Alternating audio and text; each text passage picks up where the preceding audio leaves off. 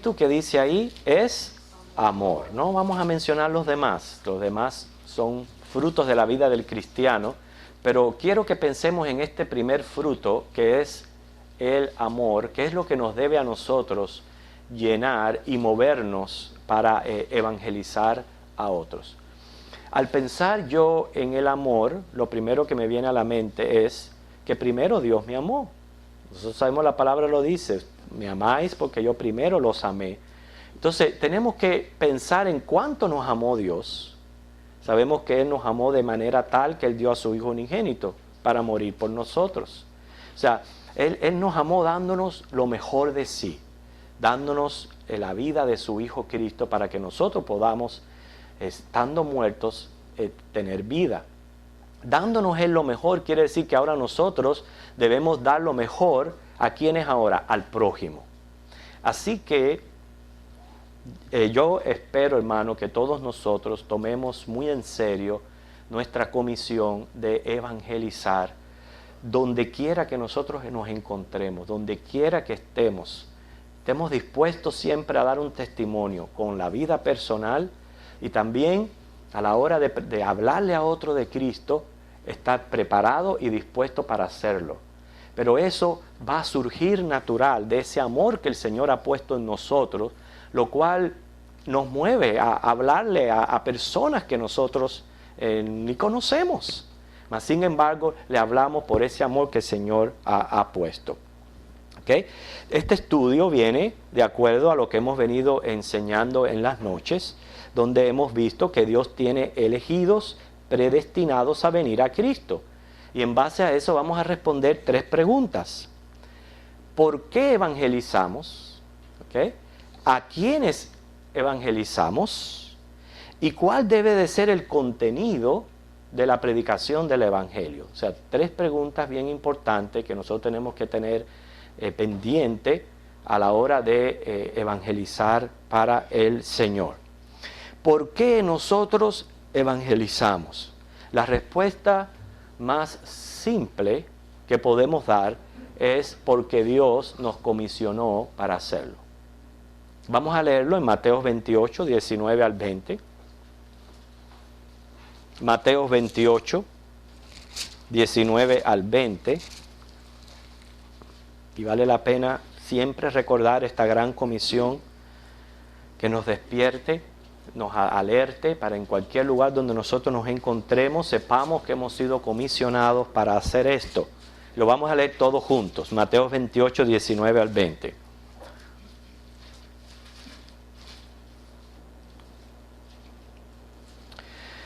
¿Okay? Dice, por tanto, id y haced discípulos a todas las naciones, bautizándolos en el nombre del Padre y del Hijo y del Espíritu Santo, enseñándoles en todas las cosas que os he mandado, y he aquí yo estoy con vosotros todos los días hasta el fin del mundo. Amén. ¿Okay? Quiere decir que en los planes soberanos y gloriosos que Dios tiene para cada uno de los hombres, Él se complace en usarnos a nosotros para llevar a cabo el Evangelio, ya que nadie se salva fuera de Cristo. Nadie se salva sin haber sido expuesto a las verdades del Evangelio de Cristo. Por eso es importante que se predique para que las personas crean el Evangelio. Pero nosotros tenemos que ver esto como un privilegio, hermanos, no como algo que nos cueste trabajo, sino debe de ser un privilegio el hecho de que Dios nos use a nosotros para llevar el Evangelio a otras personas. Debemos notar una cosa importante en esta comisión, que Dios nos va a usar a nosotros como colaboradores e instrumentos, pero garantiza los resultados por lo que dice el versículo 18. Noten que dice, Jesús se acercó y les habló diciendo, y es ahí donde está la garantía del evangelismo, toda potestad me es dada en el cielo y en la tierra. Quiere decir que como a Cristo tiene toda potestad, fíjate que el versículo 19, el 18 y 19 lo une un por tanto. ¿Ve? Porque Él tiene toda potestad, por tanto, somos sus colaboradores. vamos, llevamos el mensaje. Y la Gran Comisión está respaldada no solamente por el versículo anterior, sino por el versículo que termina, donde Jesús dice, yo estoy con vosotros todos los días. Quiere decir que cuando salimos a predicar no vamos en nuestras fuerzas, sino el Señor está con nosotros. Inclusive hay otro pasaje que dice que cuando no sepamos qué hablar y qué decir, Él va a poner las palabras en nosotros y vamos a poder llevar a cabo esta labor. ¿Ok? Ahora, el error está, yo esto lo he escuchado mucho, en pensar que si los hombres no hacen este trabajo, las almas se pierden. Es ahí donde está nuestro error. ¿Por qué?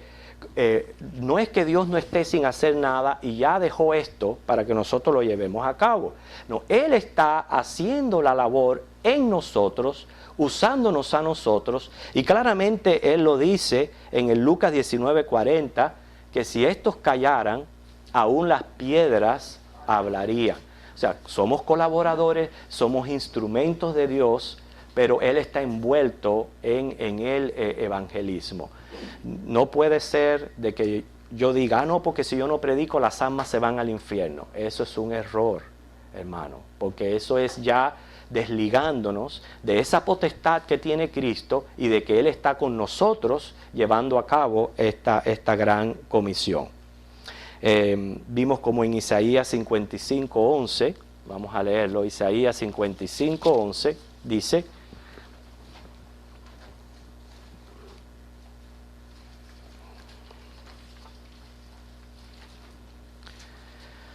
así será mi palabra que sale de mi boca, no volverá a mí vacía, sino que hará lo que yo quiero y será prosperada en aquello para que la envié. Toda potestad me es dada en el cielo y en la tierra, por tanto, id, predicad y haced discípulos, enseñándoles que guarden todas las cosas. Jesús prácticamente aclaró lo que es el evangelismo en los resultados en la parábola del sembrador. Si vamos a Mateo capítulo 13, Mateo capítulo 13, ahí encontramos esta preciosa parábola, donde él mismo inclusive da la interpretación. Los primeros 9 versículos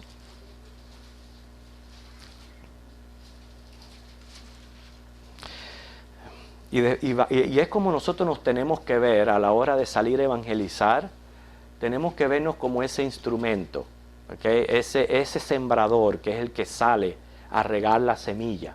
La semilla es el evangelio, nosotros la tiramos, ¿okay? Pero vamos a ver qué sucede con esa semilla. Aquí la palabra muestra 4 diferentes resultados que va a obrar esa semilla. Fíjense. Aquel día salió Jesús de la casa, se sentó junto al mar, se le juntó mucha gente y entrando él en la barca, se sentó y toda la gente estaba en la playa. Les habló muchas cosas por parábolas, diciendo, una de las cosas que le habló fue esta: he aquí, el sembrador salió a sembrar, y mientras sembraba, parte de la semilla cayó junto al camino, y vinieron las aves y la comieron. Parte cayó en pedregales, donde no había mucha tierra, brotó pronto, porque no tenía profundidad de tierra. Pero salido el sol, se quemó, porque no tenía raíz, se secó. Parte cayó entre espinos, los espinos crecieron y la ahogaron. Pero parte cayó en buena tierra y dio fruto, cual a 100, cual a 60 y cual a 30 por uno. El que tiene oídos para oír, oiga. Entonces el mismo Señor pasa a darle interpretación a esta parábola. ¿Qué es eso de que salió un sembrador, tiró la semilla y una cayó? Vamos a ver cuál es el primer terreno. ¿Cayó en dónde? Junto al camino. Y dice que a este lo que le ocurrió fue que al caer la semilla junto al camino, yo me imagino que vinieron los totí, que son los primeros en aparecer cada vez que se cae algo en la tierra. Vinieron los totí y se comieron la semilla. El segundo terreno, ¿cuál es? Pedregales. No había mucha tierra. Entonces brotó pronto. Pero porque no tenía profundidad la tierra, cuando salió el sol se quemó. Se quemó porque no tenía raíz. El tercer terreno fue entre espinos. ¿Qué pasó con los espinos? Los espinos crecieron y la ahogaron. Pero parte de esa semilla cayó en buena tierra, dice, dio fruto. Y ahí vemos que dio fruto a 100, a 60, a 30 por uno. Entonces el mismo Jesús explica lo que él acaba de decir de los versículos 18 en adelante. ¿Okay? Dice, oíd pues vosotros la palabra del sembrador. Y esto es algo que nosotros no tenemos que volvernos locos, rompiéndonos la cabeza, qué es lo que quiere decir todas estas cosas, porque con toda claridad el Señor le da la interpretación. Dice, cuando alguno oye la palabra del reino, no la entiende, viene el malo, arrebata lo que fue sembrado en su corazón, este es el que fue sembrado junto al camino. Muchas personas que vienen, escuchan la palabra, pero inmediatamente viene el enemigo y le pone otra cosa en la mente. Eso es lo que es. Le pone otra cosa en la mente de manera tal que no nace, no crece la fe. Dice el 20, el que fue sembrado en pedregales, este es el que oye la palabra, al momento la recibe con gozo, pero no tiene raíz en sí, sino que es de corta duración. Pues al venir la aflicción o la persecución por causa de la palabra, luego tropieza. Fíjense, se exponen a la palabra, la escuchan, la reciben con gozo, muchas veces están aquí entre nosotros, pero de buenas a primeras empiezan los problemas de la vida y se desaparecen y no les vuelves a ver. Dice, el que fue sembrado entre espinos, el 22, este es el que oye la palabra, pero el afán de este siglo y el engaño de las riquezas ahogan la palabra y se hace infructuosa. O sea, hay dos casos aquí. Está el caso que simplemente la palabra cayó en el camino, cayó en la mente, pero el enemigo viene, puso otra cosa en la mente y ahí se acabó.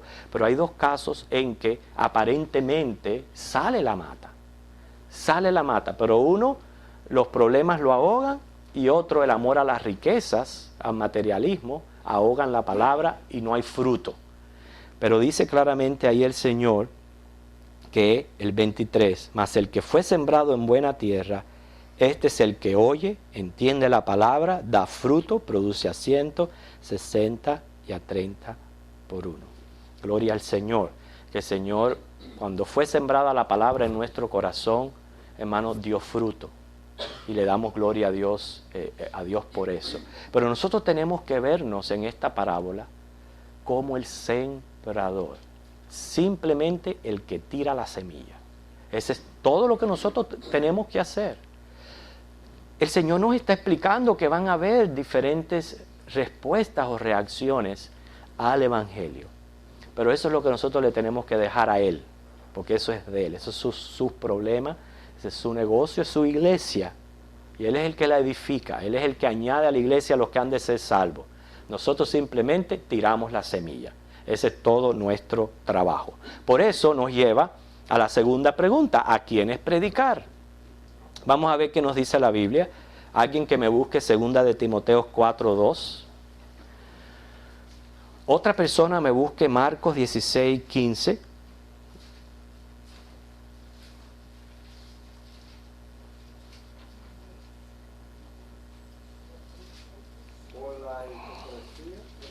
Segunda de Timoteo 4:2. ¿Ese es? Ajá. Ok, y Yolanda, léelo. Dice que prediques la palabra, que Inste. Al tiempo y fuera de tiempo, y redargüe, reprende, exhorta con toda paciencia y doctrina. Ok, ¿y qué dice Marcos 16:15, hermana Silvia?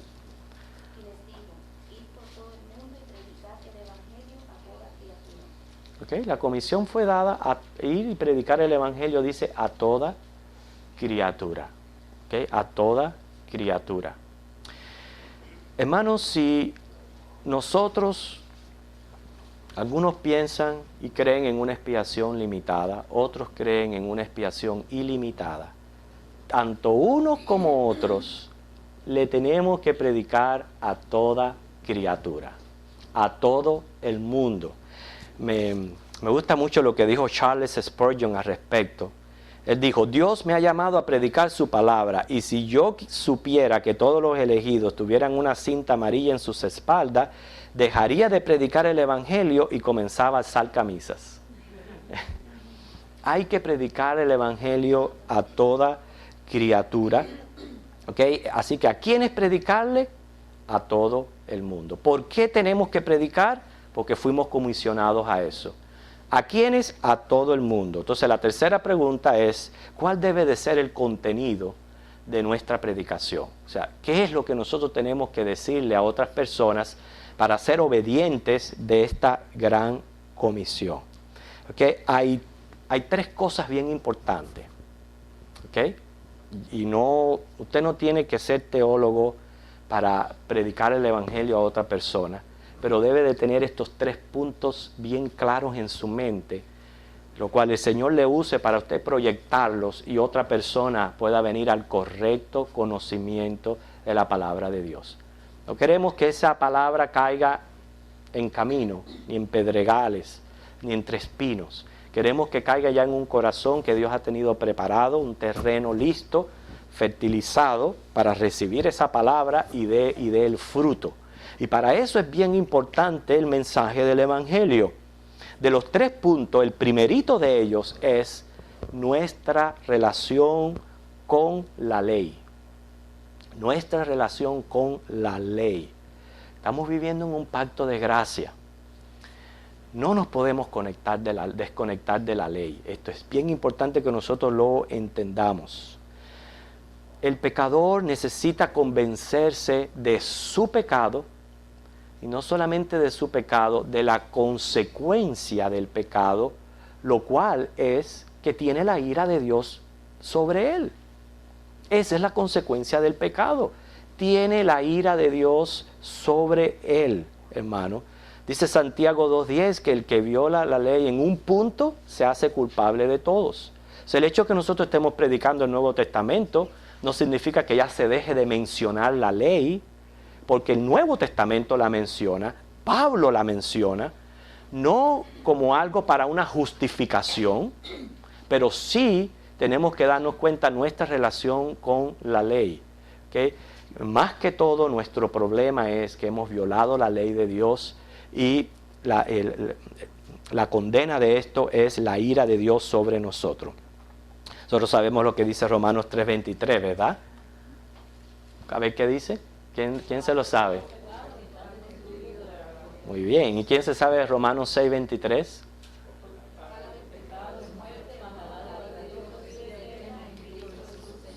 Fíjate, ambos versículos nos están indicando que lo más importante que nosotros, lo primerito que nosotros tenemos que enseñar a otra persona es su condición de pecador.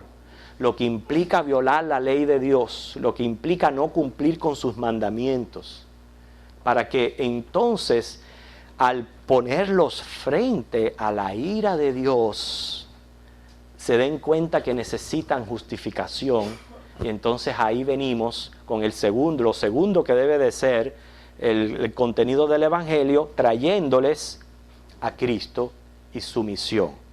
Como lo muestra 1 Corintios 15 del 1 al 4, ¿okay? Y Romanos 10 del 9 al 17, que el evangelio que yo les predico es la muerte, la sepultura, la resurrección y la ascensión de Jesucristo.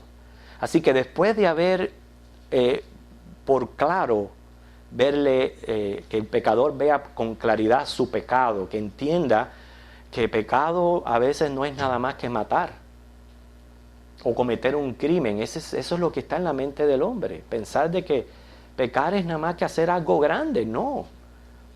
Pecar es violar un punto, ya te hace culpable de todo.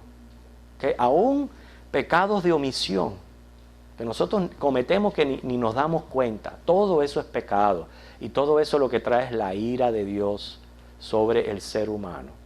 O sea, una vez colocado frente a la ira, donde está viendo su situación, donde está sintiendo el peso del pecado, donde está espantado, no por el diablo, por la ira de Dios sobre él, entonces le presentas a Cristo en todo lo que es el Evangelio. Y nosotros sabemos presentar a Cristo. ¿Por qué le digo esto? Porque esa palabra está cerca de su boca y de su corazón. Si usted se proclama creyente, salvo por gracia, seguro de la vida eterna, es porque a usted ha llegado al conocimiento de Cristo Jesús y su Evangelio. Eso mismo que usted cree es lo que usted tiene que decir a otra persona. ¿Qué le tiene que decir? Que Cristo murió en la cruz para precisamente pagar esa condena, para limpiar nuestros pecados y para justificarnos ante el Padre, para reconciliarnos con Él, para aplacar esa ira. Por todo eso Jesús murió en la cruz. Y en tercer lugar, la persona debe de creer, confesar, arrepentirse y convertirse. O sea, hay cosas que el ser humano hace, que es creer en Cristo, confesar su condición de pecador, arrepentido y convertido. Por eso es que el creer, el arrepentirse y convertirse no es opcional. Es también un mandato del Señor. Hechos 3:19 dice: arrepentíos y convertíos para que vengan tiempos de refrigerio. No es si yo quiero o no. Cree en el Señor Jesucristo y serás salvo. Noten que son mandatos. Cree, arrepiéntete y conviértete de tus pecados y entonces será salvo. Como ustedes pueden ver, eso implica el contenido de un verdadero evangelio. ¿Okay? No podemos presentar un evangelio a la ligera, donde quizás se hable mucho de la gracia, pero no se hable de la condición del ser humano, de cómo está ante Dios y de cómo debe de ser su relación con la ley de Dios. Se dice que la buena noticia suena mejor al mencionarles la mala noticia. ¿Se imagina que en este mismo momento este huracán se deshiciera? Sería una buena noticia para la gente de allá de la costa pero sin embargo es buena porque ha sido mala primero. Que la mala noticia hace que la buena suene mejor. Entonces, por eso le digo, cuando usted enfrenta al pecador a su pecado, lo enfrenta a la ley, lo enfrenta a la ira de Dios, cuando usted viene y le provee a Cristo un sustituto, alguien que lo hizo por usted, oye, eso suena grandioso. Suena mejor porque ya le presentó la mala noticia. Y por eso, hermano, nosotros no podemos presentar así un evangelio ligero, donde no haya una comprensión verdadera de quién es Dios, de que Él es santo, de que Él es justo y de que Él es fuego consumidor. ¿Okay? Al evangelizar, lo mejor es dejar saber que la gente está muerta en sus delitos y pecados. La prueba de esto son los 10 mandamientos, porque la ley nos muestra esta condición, o sea, la verdadera situación del alma. En ese aspecto es que 1 de Timoteo 1:8 dice: pero sabemos que la ley es buena si uno la usa legítimamente. Por ejemplo, en el tiempo de Jesús, los fariseos creían que se podían justificar por el cumplimiento de la ley. Y esa fue la lucha que tuvo Pablo con ellos, diciéndoles que eso no es así, que nadie puede justificarse por el cumplimiento de la ley, porque por la imposibilidad que hay en nosotros de poder cumplir todas las cosas. Y Dios, en su carácter santo y justo, no nos puede demandar menos que santidad, que total santidad. Sabiendo en nuestra condición de pecadores, Él no nos puede venir a decir: ok, yo sé que ustedes son pecadores, pequen un poquitico nada más. Él no nos puede pedir eso. Cuando Dios nos demanda completa perfección, perfección que es imposible para nosotros alcanzar, pero la alcanzó Cristo. Entonces, como Cristo la alcanzó por nosotros, eso es lo que hace la buena noticia. Por eso Pablo siempre presenta a la ley como algo que es lo que nos lleva a Cristo.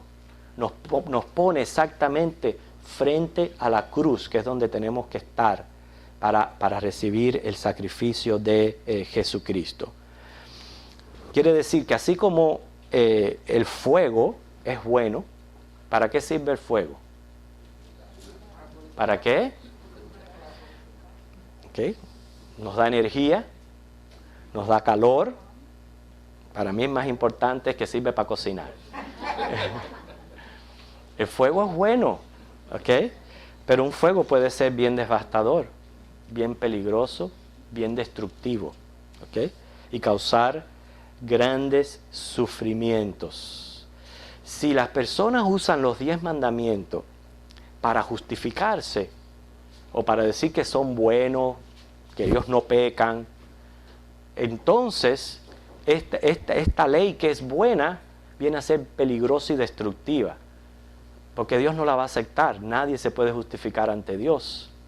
Mas sin embargo, cuando se usa la ley para verme yo por claro, como un espejo, como dice Pablo, y ver mi condición de pecador, y entonces yo en temor y reverencia corro a Cristo para aceptarlo como mi sustituto, entonces la cosa es diferente, porque ya yo vivo con un mayor agradecimiento. Pero hermanos, si se comparte el Evangelio como repartir caramelos, ¿qué va a producir eso en el pecador? Es como tirar la semilla que caiga donde quiera. No podemos hacer eso. Tenemos que ser sembradores, pero sembrar la palabra correctamente, teniendo estas 3 cosas pendientes: nuestra relación con la ley, el Evangelio y la necesidad del hombre de arrepentirse, creer, de arrepentirse y convertirse y creer. Quiere decir, hermanos, que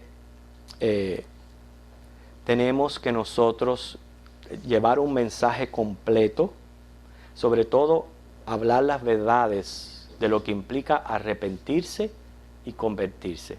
Si nosotros llevamos a las personas a la cruz de Cristo para que lo acepten como Salvador, y no les decimos que ellos necesitan experimentar un cambio de vida, que necesitan arrepentirse, convertirse, dejar de hacer lo que están haciendo, cambiar completamente de vida, hermanos, no estamos haciendo nada. Estamos vendiendo un evangelio barato, ¿ok? Y no podemos, yo siempre lo he dicho, nosotros no se puede vivir lo mejor de ambos mundos. Eso sería buenísimo si se pudiera. Que usted acepte a Cristo y después de aceptar a Cristo, usted siga viviendo como la dulce vida, haciendo y deshaciendo lo que usted quiera, y qué rico, el cielo ganado y los deleites de la tierra. Un aplauso, muy bueno. No es así, no es así. Hay que venir a Cristo y hay que cambiar de vida, hay que convertirse. Eso no lo está dispuesto a hacer todo el mundo, pero es el verdadero evangelio. Y cuando se predica ese evangelio, es las personas que dan fruto, es las personas que se quedan y permanecen, porque están haciendo lo que la palabra del Señor debe de hacer. ¿Ok? Les voy a dar 9 llaves del evangelio bíblico. Ya con esto vamos a terminar. Yo sé que la noche está mala y queremos que cada uno les admiro por su fidelidad al Señor y su valentía de, a pesar de estamos teniendo estos tiempos, estar aquí en la casa de Dios. Pero tampoco que quiero abusar de ustedes. Pero les quiero dar 9 llaves del evangelio bíblico. Ya con esto termino.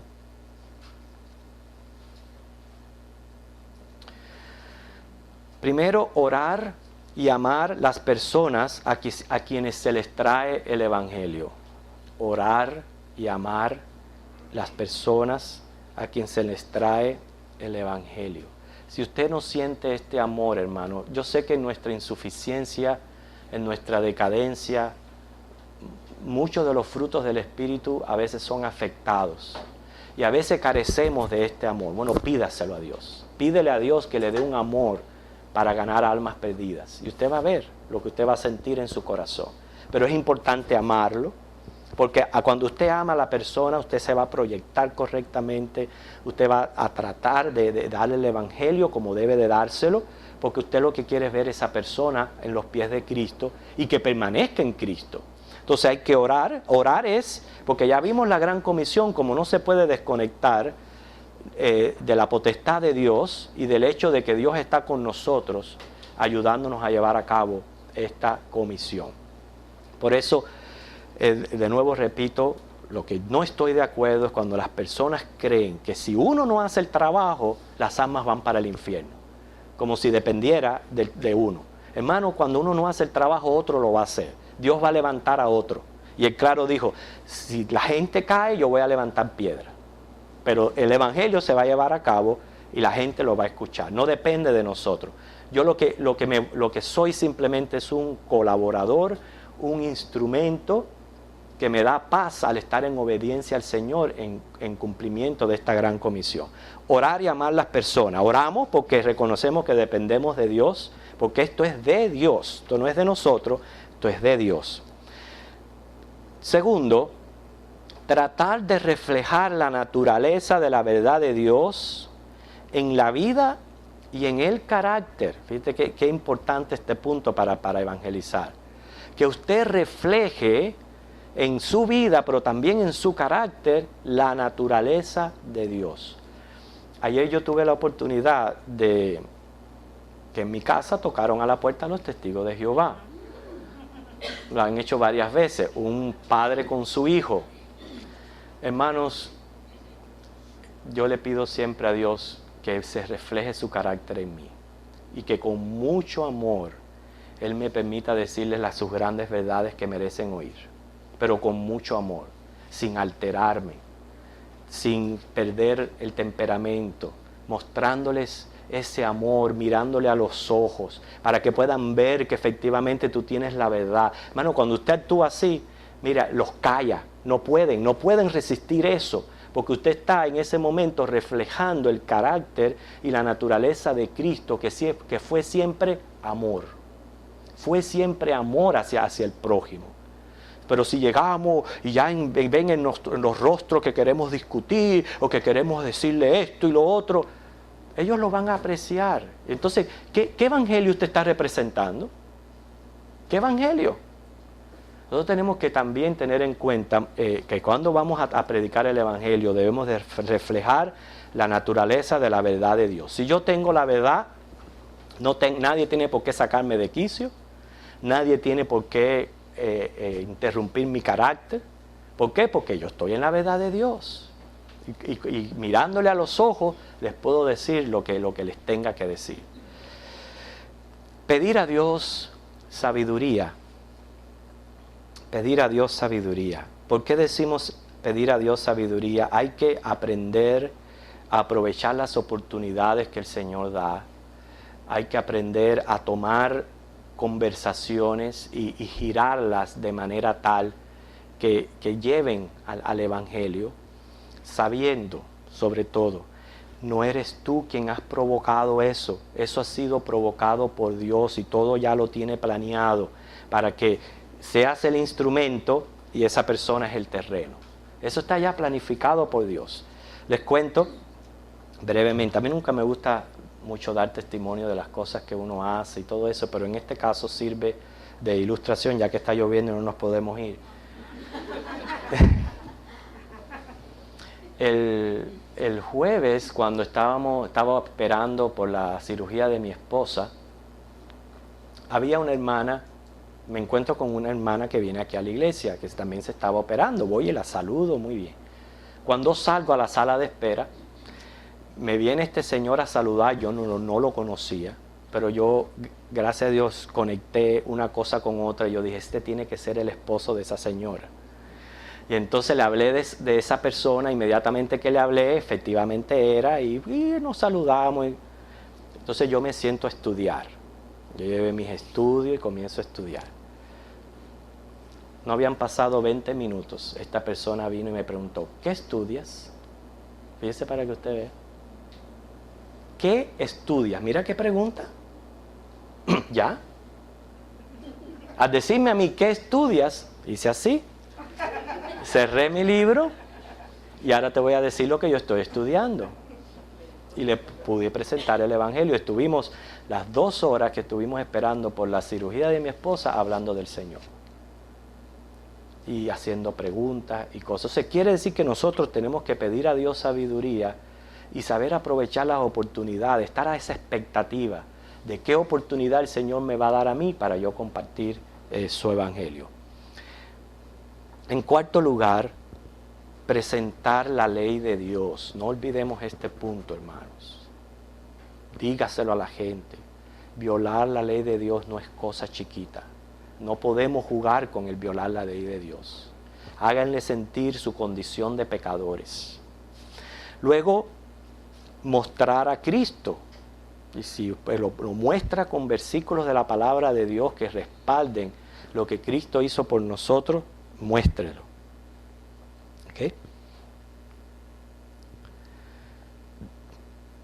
En sexto lugar, verse como una vasija del Espíritu Santo a través de la vida y el testimonio, como un instrumento de Dios. Séptimo lugar, llevar la audiencia a ser cautiva a la obediencia a Cristo. Una de las cosas importantes también, hermanos, que quizás usted dirá, bueno, eso no es para mí, quizás es para alguno, pero estudiar apologética. ¿Usted sabe lo que es eso, verdad? A estudiar creencias contrarias al cristianismo. ¿Para qué? Para que usted pueda ser un instrumento también del Señor para llevar a estas personas que están bajo estas falsas doctrinas, llevarlas a Cristo. De nuevo, siempre entendiendo que no es usted quien convence, ni es usted quien salva, pero siempre ser un instrumento. Y mientras más se afine ese instrumento y más se prepare, hermano, más es usado por el Señor. Porque es cierto que la preparación nos ayuda a presentar mejor a Jesucristo. Muchos a veces tenemos que, cuando nos visita un mismo testigo de Jehová, decirle con mucha diplomacia, espero que usted no le tire la puerta, con mucha diplomacia decirle, lo siento, no puedo, no tengo tiempo. ¿Por qué? Porque no está preparado. Y yo sé que no es fácil enfrentarse a ello. No está preparado. Pero si usted se prepara un poquito, y usted lo puede en ese momento, por lo menos que salgan de su casa confundidos, y no como que siguen con la verdad y esta persona simplemente es un ignorante de la Escritura que no puede ni decirle, estás equivocado. Para todo eso sirve la preparación, estudiar apologética. Tenemos toda la vida por delante para estudiar y prepararnos y para ser buenos instrumentos del Señor. También tratar a las personas según el nivel donde se encuentra. Qué importante es esto. Sí, según el nivel donde se encuentren las personas, tratarlo. Usted no puede llegar a una casa y esperar que esa persona tenga un conocimiento para hacer esto y para hacer lo otro. Por eso que lo primero que hay que presentar es a Cristo. Cristo va a hacer los cambios en esa persona, pero hay que prepararse y tratar las personas según en el nivel donde se encuentren. Confiar en Dios, no en tu estrategia ni habilidad. Y retar la audiencia a arrepentirse y creer el Evangelio y decir lo que Dios quiere del hombre. Hermanos, en fin y al cabo, nuestra convicción es que el resultado lo va a dar Dios. ¿Okay? Unos se convertirán, otros se convertirán más tarde. ¿Okay? A lo mejor no se convierten en ese momento, pero se convertirán más tarde, en otras oportunidades. Tristemente, muchos, según Romanos 2:16, tendrán que enfrentar la ira de Dios. Pero los resultados son de Dios. Y quiero decirle cómo todo trae gloria a Dios. Todo. Porque mire, cuando usted presenta el Evangelio a una persona y esa persona cree y se convierte, glorifica a Cristo, se convierte en su hijo, en su adorador, ¿ok? Y alguien que va a vivir agradecido de su gracia. O sea, Dios es glorificado en su misericordia. Cuando usted presenta el Evangelio y hay una persona que presenta un rechazo, de todas maneras Dios es glorificado en su justicia.